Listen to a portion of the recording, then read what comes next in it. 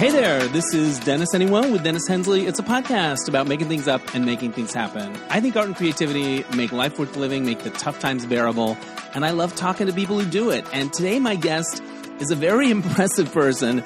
Her name is Sarah Kambe Holland, and she is the writer and director of a delightful new movie called Egghead and Twinkie, which is coming to streaming very soon. And it's delightful. It's like a road comedy with a little bit of a twist. We all have seen movies with a gay guy and his straight girlfriend, right? And the kind of buddy comedies, the Will and Graces of the world. Well, this is the flip of that. This is a young lesbian coming out and her straight guy friend. And they go on a road adventure together. There's really delightful animation that happens in it that kind of pops up on the screen. The acting is really good by Sabrina J. Afah, who plays the lead, who plays Twinkie, and then Egghead, her friend, is played by Louis Tomeo. They're terrific together. Anyway, it was super charming. So check it out. And Sarah's quite young, still in her 20s, made a feature film. Very impressive and very fun to talk to. But before we get to the interview, I want to remind you that this podcast, Dennis Anyone, is brought to you by me. I do it because I love it. It brings me a lot of joy, but if you like it too and you want to support it, help me keep it going, I would really appreciate it. And there are a few things you can do to that end. You can go to DennisAnyone.net and leave a tip in my virtual tip jar, help me cover my expenses. You could also sign up for my newsletter on that same website. I send out a monthly newsletter with fun stuff that's going on, and I always enjoy it. I don't Canva the shit out of it. I constant contact the shit out of it. I've got all these little apps and platforms that I'm using, but I get into it. And another thing you could do is I just have a Patreon that I started a couple weeks ago. I guess we're now in our third or fourth episode. Every Sunday around noon, I put out a new episode of all original content.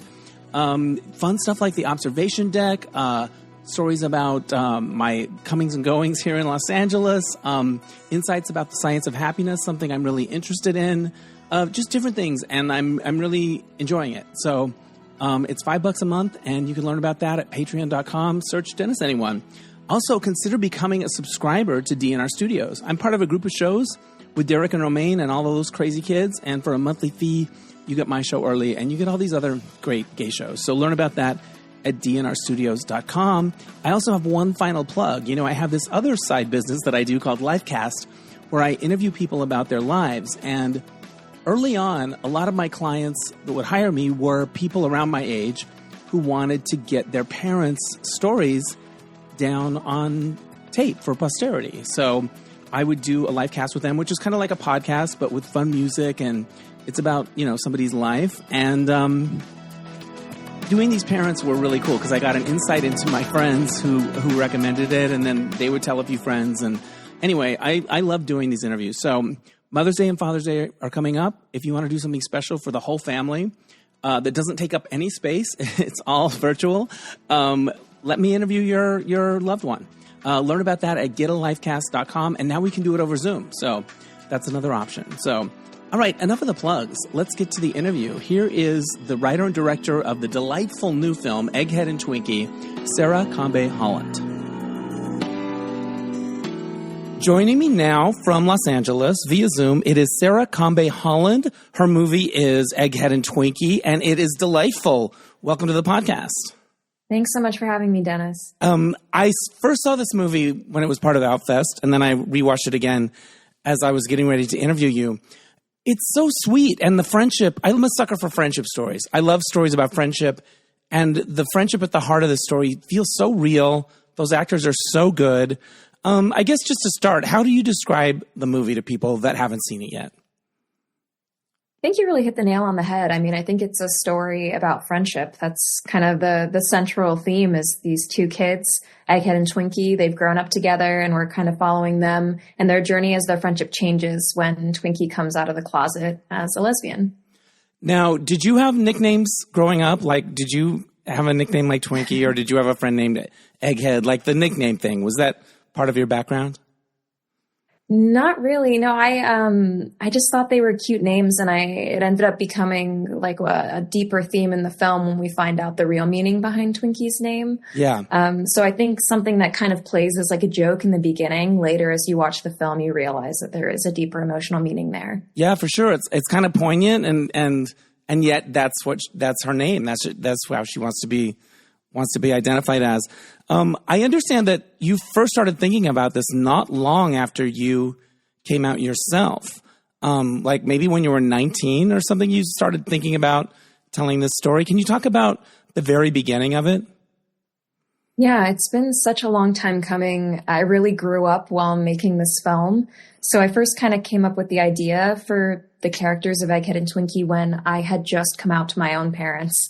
So I think the experience of coming out was really fresh in my mind. And I think the thing that stuck with me was just how awkwardly funny parts of it were. So that's what kind of sparked the idea of like, oh, maybe I could make a comedy about the coming out process, because that wasn't really something that I had seen when I was growing up. Right. There are lots of heavy movies about it, but this one has a lighter touch. There's an awkward dinner party scene or dinner table scene between Twinkie and her parents. Did you have a scene like that at a dinner table, or was that different from your experience? Yeah, not quite. I actually came out to my parents at a First Watch, which is like a brunch restaurant. Oh, wow. I don't know if they have that chain where you are. No, but I think it should be a fabulous coming out destination for families everywhere. So you're at brunch in a restaurant. Yeah, so I think that's what's kind of funny is now every time I drive past a First Watch, I'm like reminded of my own. That was your out. own thing. Did you know you were going to do it, or did you spontaneously decide, you know what, I'm here at First Watch, I'm gonna say it? No, I'm like Egghead. I'm a planner. I don't do things spontaneously. So you were ready. I planned it out. Oh yeah. I was like, we're doing it at the First Watch, do it in public where there's other people. But yeah, I had a girlfriend at the time. So that was kind of what like prompted me. It was my first girlfriend. So I was like, oh, I have to tell my parents. So might as well come out, at the same time. How did it go at the First Watch? It was awkward. Right. Yeah. I came out and the first thing my dad said was, shh, not so loud. Right. Which is hilarious, when you're like trying to muster up the courage to say, this is who I am, to have the first thing your parents say be like, shush. Yeah. So in the moment I was a little bit flustered, but then looking back on it, I was like, that was kind of funny. I don't know. There were like funny moments in it. And maybe I just like laugh at things that are hard. But yeah. I think that's kind of what turned into. It led to the movie. Did your parents know your girlfriend, or had they met her, or just thought she was a friend, or was it a new? They had met her. She was actually, so this is like drama, but she was my randomly assigned roommate in college. So They had met her as my roommate, but not as my girlfriend. That's another movie right there. Yeah, I think when you're going into college, I know when you're going into college, you're like, who are they going to put me with? I hope I get along with them. And it sounds like you guys got along pretty good. Your actors are so good in this.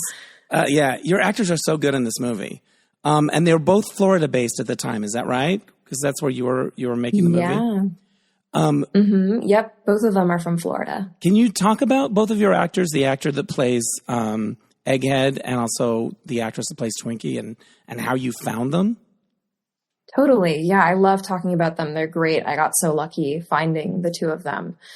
So Lewis, who plays Egghead, he's from Orlando originally. He was like a Nickelodeon child star. He played the role of Robbie Miller in like a Nickelodeon kids show called Every Which Way. Right. And I basically found out about him because my DP, my director of photography, had worked with him on another project. And she was like, oh my God, I know this guy that would be perfect for Egghead.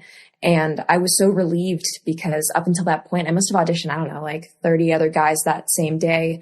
And none of them had like the nerdy boy quality that I was looking for. They were almost all like too smooth and too charming. And then Lewis came in and was just hilarious right off the bat. And I knew. And very sweet too. There's a sweetness to him. And a sincerity. Yeah. And that's how he is in real life too. He's very sincere, a sweet guy. Yeah. I think everyone wishes they had an Egghead in their corner. Talk about the actor that plays Twinkie. She's really special. Yeah, she really is. And that's a pretty amazing story, actually. So Sabrina Giaffa, who plays Twinkie, the funny thing about Egghead and Twinkie is it started off as a 9-minute short before, we expanded it into the full-length feature. Right. So I actually cast the two of them for the short film first, which was kind of nice because it was like a perfect chemistry test, right, to see how it would play in the short. And then obviously it worked. So we brought them back for the feature. But Sabrina, when I cast her for the short, she had never had a speaking role before. Wow. So that was her first role, like with lines. Wow. And she's just amazing and inspiring to me. Yeah, they're so good together.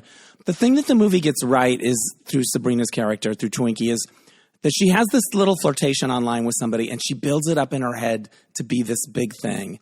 And it's what sends the whole story on its way. I think we all did that when we were younger. We thought, oh, this is the real thing. And the heartbreak of that.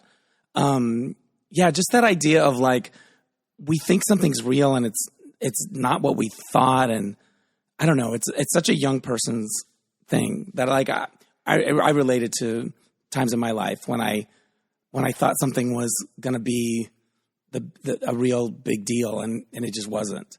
Can you talk about that part of the story and where that came from for you?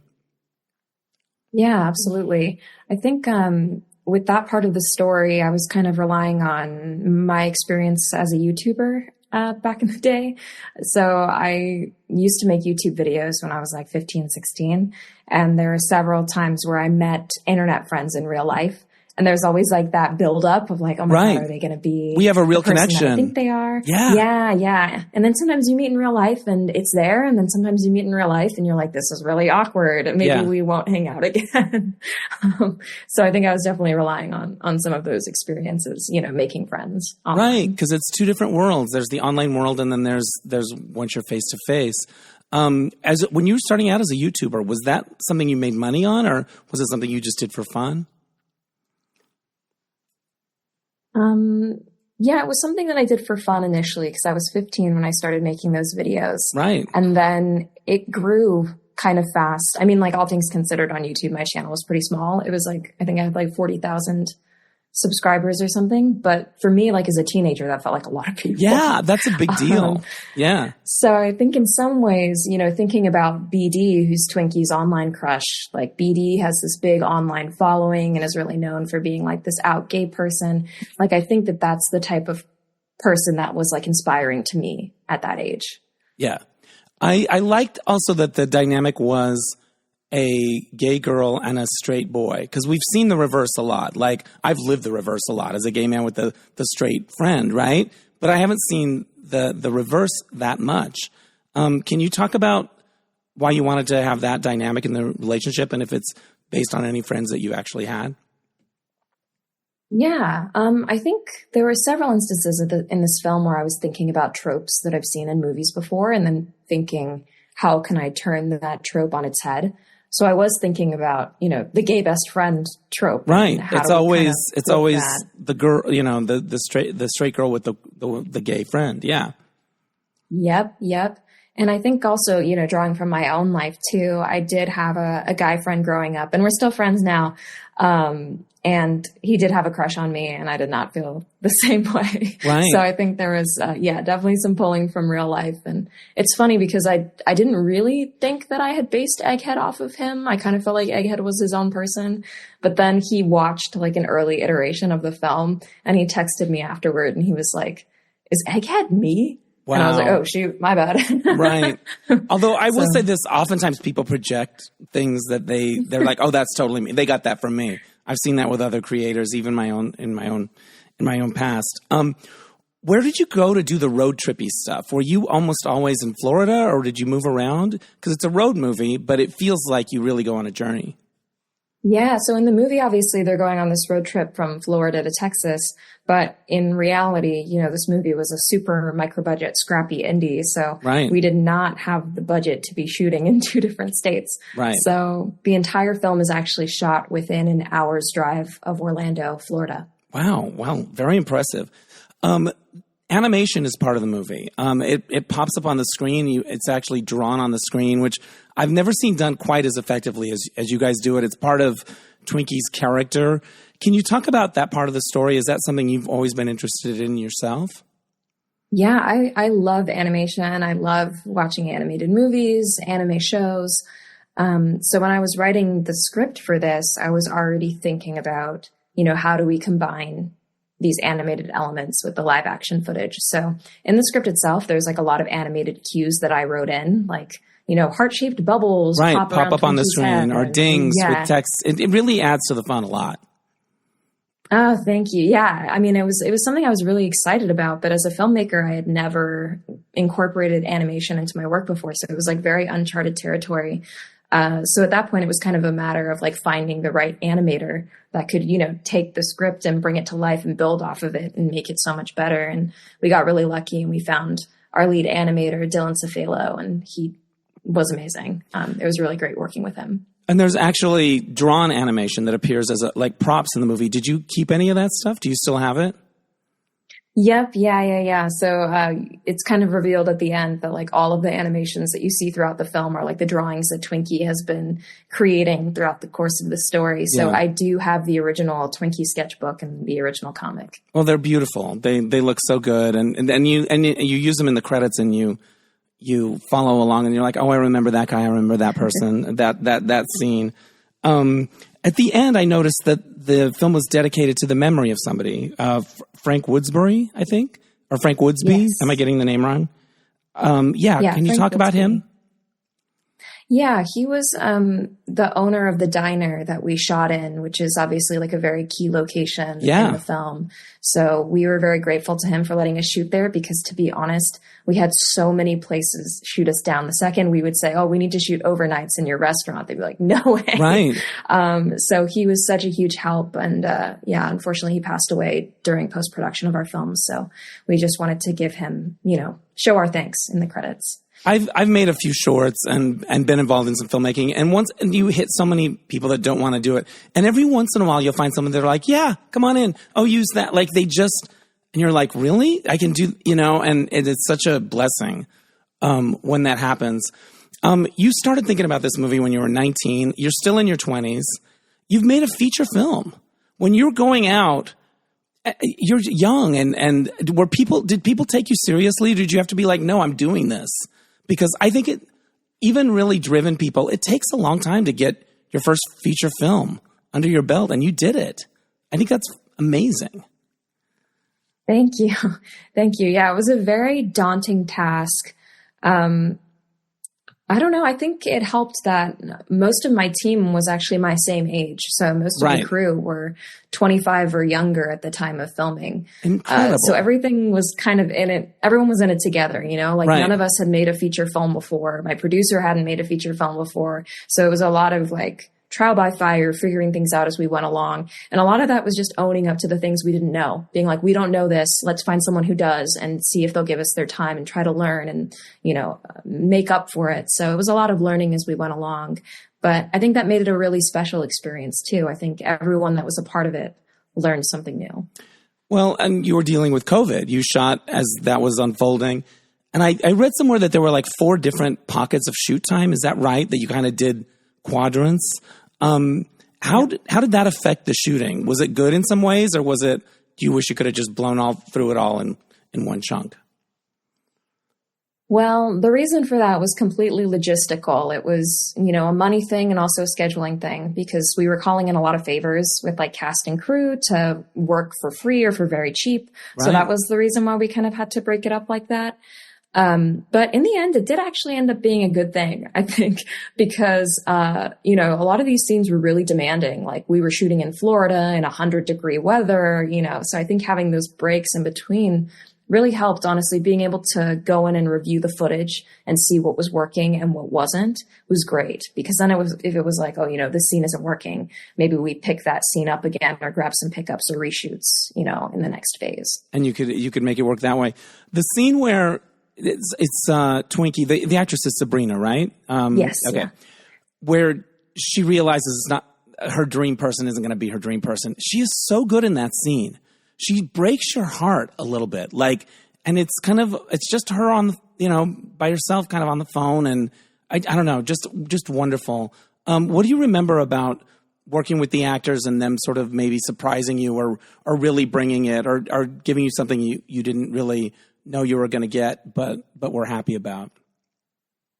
Well, that scene in particular, Sabrina just really blew me away because, as I said, I cast her in the short film and that was her first speaking Right. role. And in the short film, there was no emotional scene. The short film is only 9 minutes long, so it's just comedy, you know, bing, bong, boom, a few jokes, and then it's over. Right. So I had not really seen Sabrina, you know, go to that emotional place. I had a feeling she could do it just based off of some of conversations and things that we'd had, but I had not seen that as a director. So Right. there was definitely a lot of trust and a lot of conversations, I think, leading up to filming that scene. But when we got there, I mean, she just blew me away. We did so many takes, and every time, you know, she brought that emotion.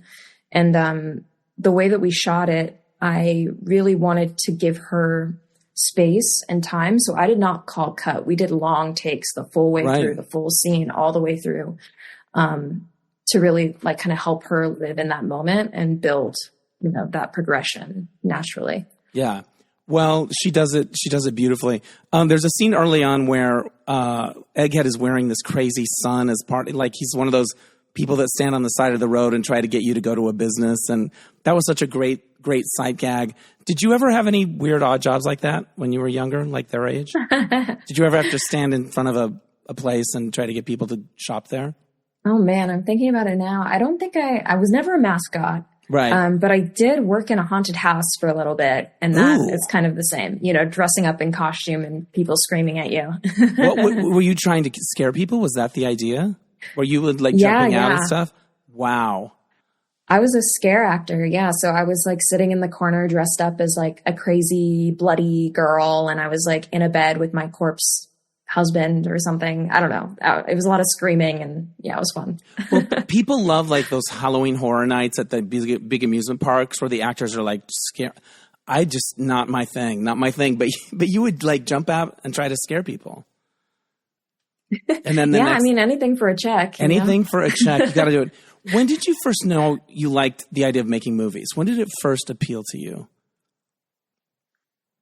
Ooh, that was a long time ago. I was always a very creative kid, and I think I Right. owe that to my parents.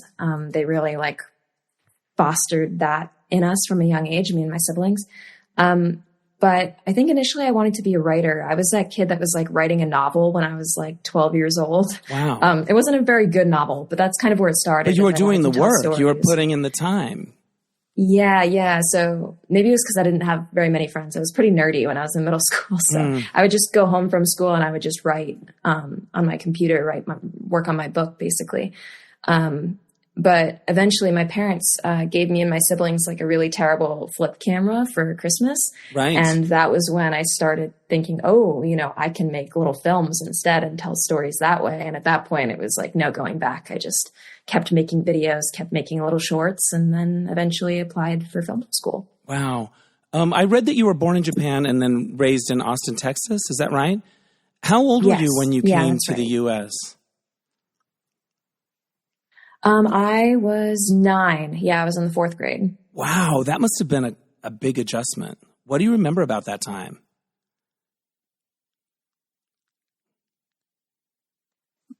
Yeah, that was it was definitely a transition.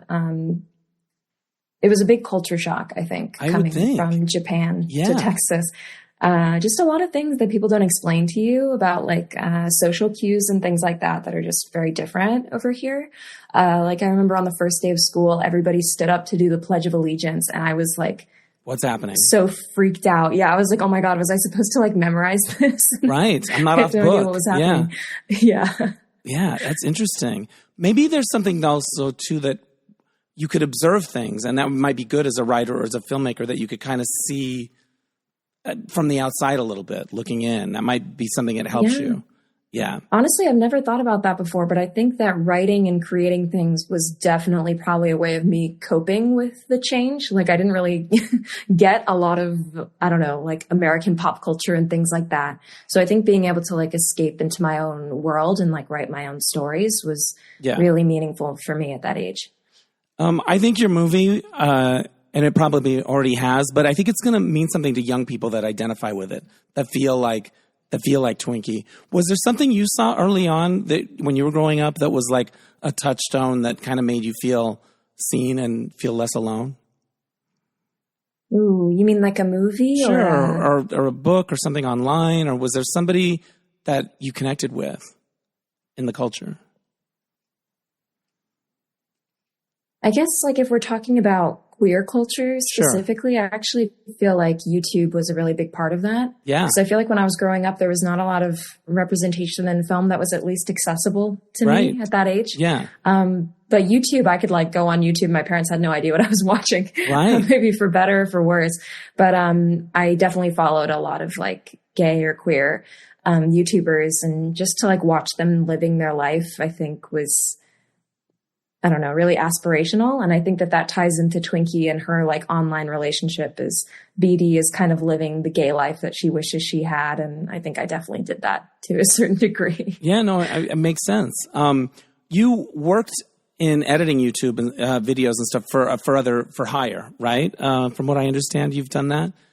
I did, yeah. And I could see those influences in Egghead and Twinkie, some of the fast-paced stuff where the story kind of accelerates. I'm sure there are things about that experience that really helped you in making the movie, but were there times where you're like, oh, wait, this is a movie. I can slow down here, or I can do this. Were there times where it helped you and times when you had to kind of shed that a little bit?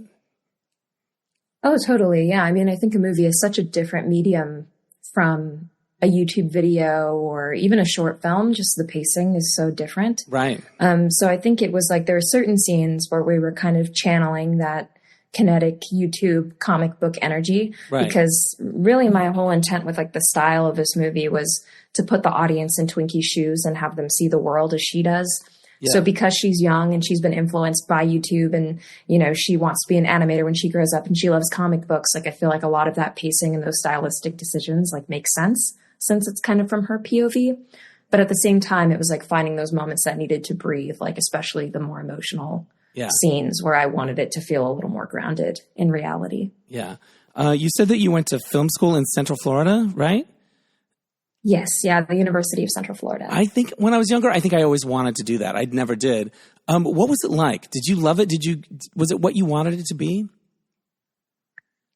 I think it ended up being that. Yeah. When I first went there, when I went away to college from Texas to Florida, I was super homesick. So I really struggled at first, and I thought, oh, I must have made the wrong decision. But I think once I started making short films and like met with other, college kids that wanted to be filmmakers, like that was the fun part, was to finally connect with other people that kind of had the same hopes and dreams. Yeah, that's beautiful. You know, I think to make a feature, there's so many ups and downs and things fall through and money and all that stuff. You really kind of have to believe in it. You have to believe in yourself. And you strike me as somebody that really is serious and believes in yourself. Does that idea resonate with you, that you were like, I'm going to make this thing if it kills me? Were there moments where you're like, I've just got to keep pushing through? Like, how did you keep going when it was, not so easy? Oh, absolutely. Yeah. This is the hardest thing I think I've ever done in my life. It was a marathon. I mean, It's been over 5 years now of working on this project. Right. So there were definitely many points where I thought, oh man, am I going to be able to overcome this? How are we going to figure this out? You know, we're in this deep hole. How are you going to, find the money? How are we going to find the time?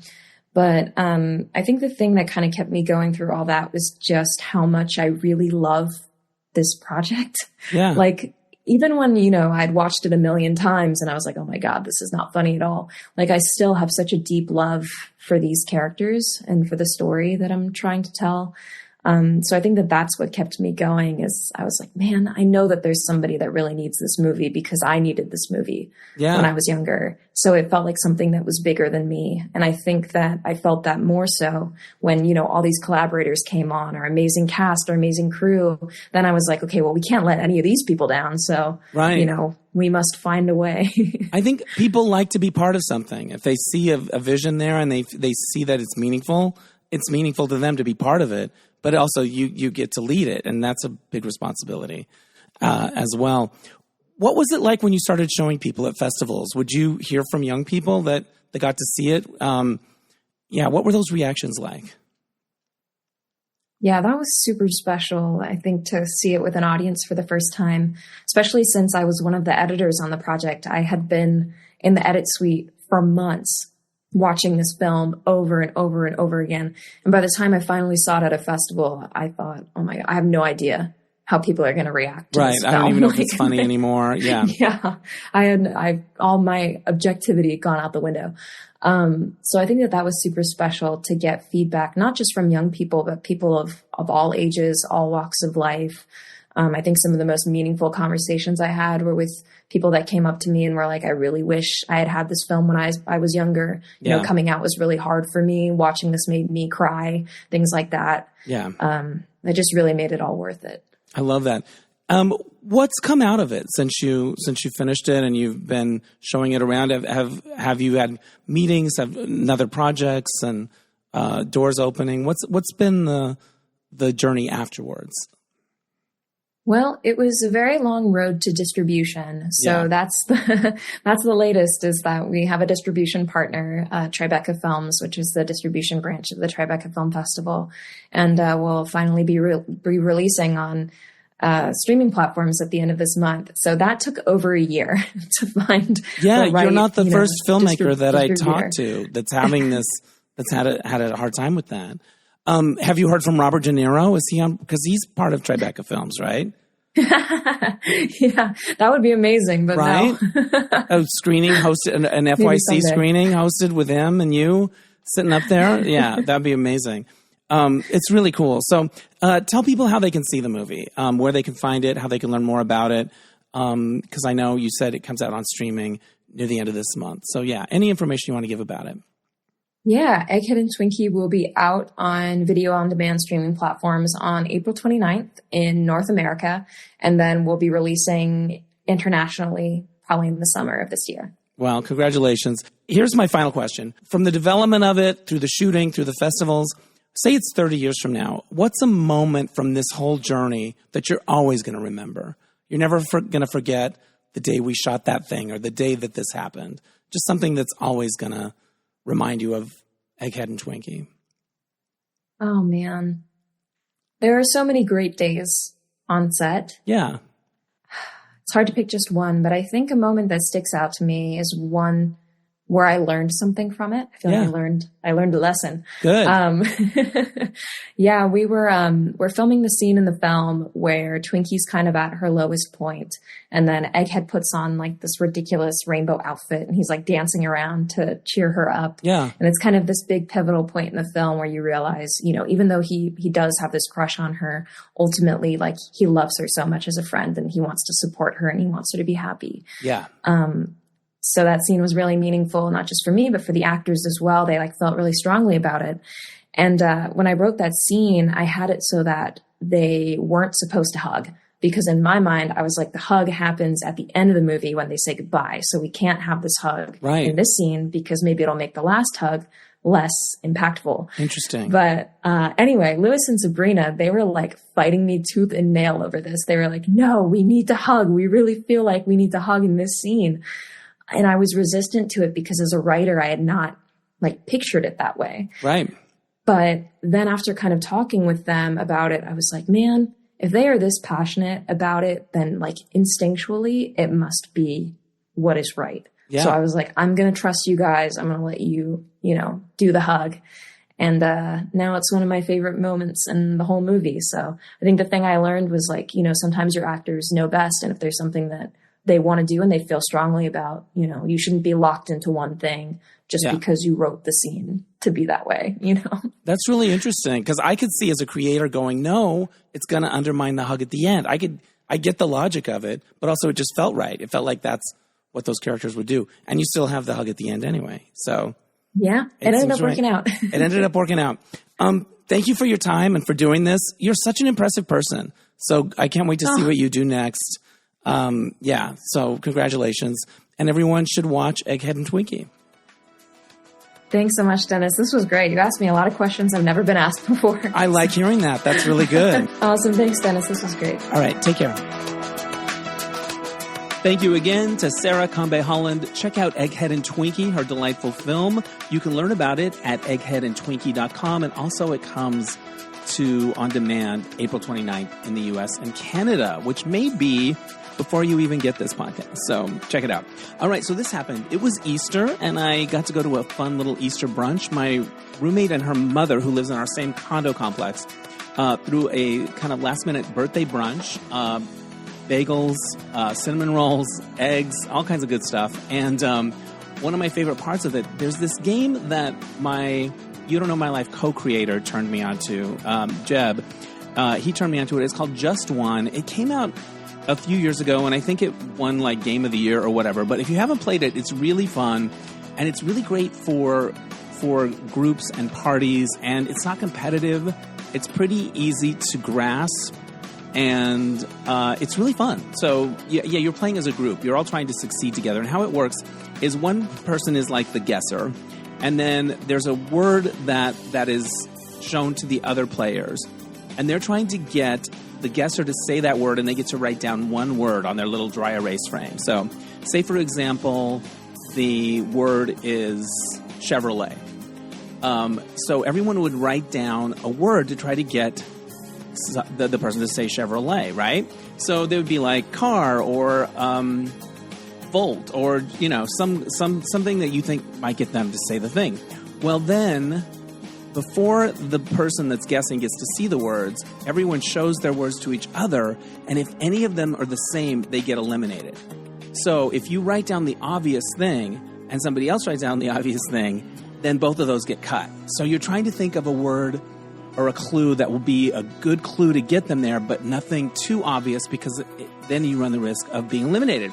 So then the words that are left that didn't match up with any in the group are shown to the person guessing, and they look at them and they try to piece it together, and then they're like, oh, it's Chevrolet, right? And then there are no points, but you kind of succeed. So it's fun that way, and it's pretty easy to grasp, and I like it. And who doesn't love a dry erase moment? But there was a very funny moment. One of the words that somebody was trying to guess was chocolate, and so I wrote down Godiva. Somebody else wrote down Wonka. Somebody else wrote down Hershey. You know, there were just different words, and none of the words got canceled out because we all had different words. But my African-American friend, Anthony, wrote down me. And so when the person revealed opened their eyes and saw all the clues, was the one that put them over the top. All right, it's chocolate. So if you like fun games that are easy to grasp, I recommend that. I wish I had invented it. I did not invent it, but it's very fun, and we enjoyed playing it, and it has brought a little bit of life to a number of parties that I've been to. So, yeah, so a hot tip. There you go. All right, that's enough for this week. I want to thank Oscar Rosario for mixing the episodes. My theme music is by Mark Daniels for Placement Music. We'll catch you next time on Dennis Anyone. Bye!